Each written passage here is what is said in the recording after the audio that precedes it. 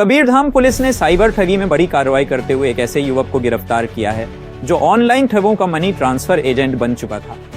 आरोपी ने खुद के और परिजनों के नाम पर 18 से अधिक म्यूल अकाउंट खोलकर 1.5 करोड़ रुपए से अधिक की ठगी की रकम को ठिकाने लगा।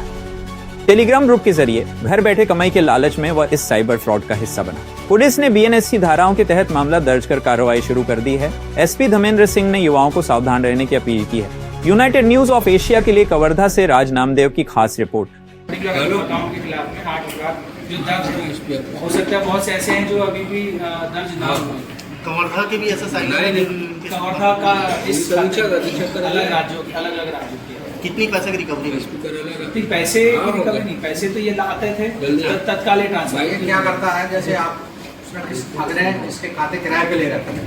18 खाते इसने खुद के 2 खाते अपने फादर के और 16 अपने खुद के नाम से खोल रखे हैं। और इतने खाते कैसे खुल गए बैंकों में, ये भी एक जांच का विषय है।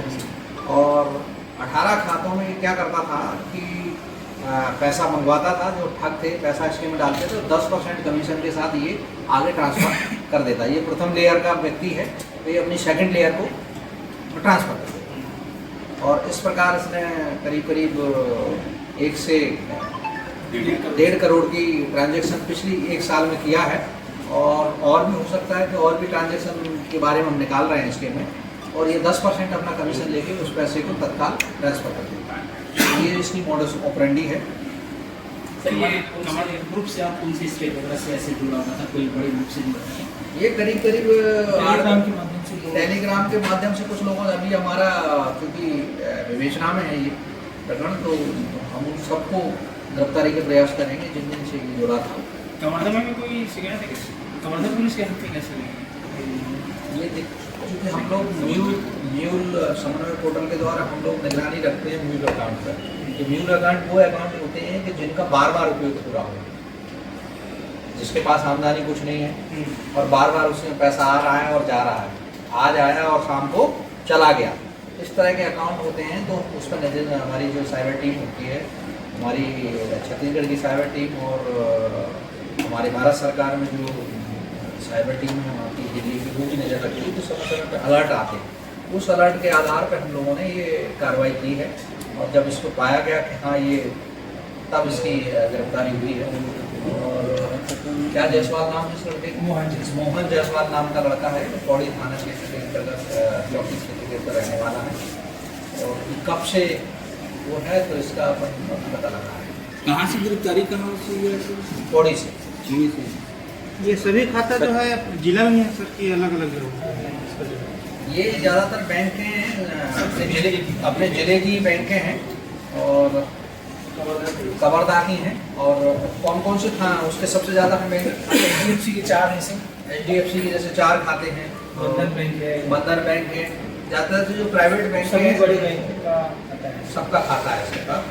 और सबसे बड़ा सोचनीय और प्रश्न ये है कि इसके 18 खाते खुले कैसे एक ही व्यक्ति हैं। हमारा एक खाते खुलने में तो बड़ा दिक्कत लगती है। तो ये बैंक भी इसके शक के दायरे में है कि ऐसा क्या कर रहे हैं। अभी बैंक का सभी खाता कैसे है उसमें? नहीं, सब खत्म हो गया, मतलब ट्रांसफर कर दिया तुरंत ट्रांसफर? हाँ, तुरंत ट्रांसफर करता है। ये इनके है ना, अपने अभी पैसा आया उसको मैसेज आ जाएगा कि क्या उन्हें पैसा आया ठगी की केसेस को विवेचना या आरोपी तक पहुंचने इसलिए मुश्किल हो जाता है कि कॉल लगाने वाला दिल्ली में बैठा है, उसने एक अकाउंट कवर्धा का है तो एक अकाउंट पे गया कवर्धा से फिर वो चल देगा, हो सकता है कर्नाटक से मुंबई और फिर पश्चिम बंगाल, ऐसे वो लोग चैनलाइज करते हैं। कम से कम 3 तो रखते ही रखते हैं। मान लीजिए यहाँ से आपने ट्रांजेक्शन आपको किया, 10% मेरे को मिला, आपको किया, आपने तीसरे को करिए, 10% आपको मिला।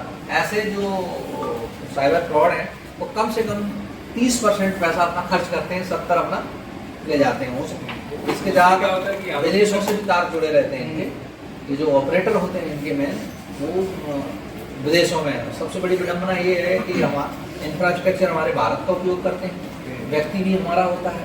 तो हम जब पकड़ते हैं तो हमारे दूसरी और तीसरी लेयर तक पकड़ पाते हैं। मान लीजिए एक पकड़े, दूसरे पकड़े, तीसरे, चौथे में तो वो जाके पूरा विदेश पैसा चला जाता है। तो ये बड़ी एक नई फिनोमेना आई है। और इससे सभी लोगों को सतर्क रखें और आप पत्रकार बंधु हैं तो लोगों को सतर्क करें कि कोई इस प्रकार का खाता अपना किसी को ना दें, और देगा तो फिर कार्रवाई होगी तो फालतू जेल में जाना पड़ेगा। थोड़े से लालच में 10%, 5% की ये अपराध भी झेलना पड़ रहा है उसको। ये मोहन जो है सारे खाते का ऑपरेट खुद करता है, खुद करता है, सैम उसको सारे खातों को ऑपरेट करता है, इवन फादर के खातों को भी खुद ऑपरेट कर रहा है। इसको मोबाइल नंबर सर एक ही है कि अलग अलग? एक ही मोबाइल नंबर, एक ही मोबाइल। सारे खाते में जामताड़ा से भी जुड़ा हुआ है क्या ये? अब अभी जांच चल रही है उसमें, अभी नई स्टेट है।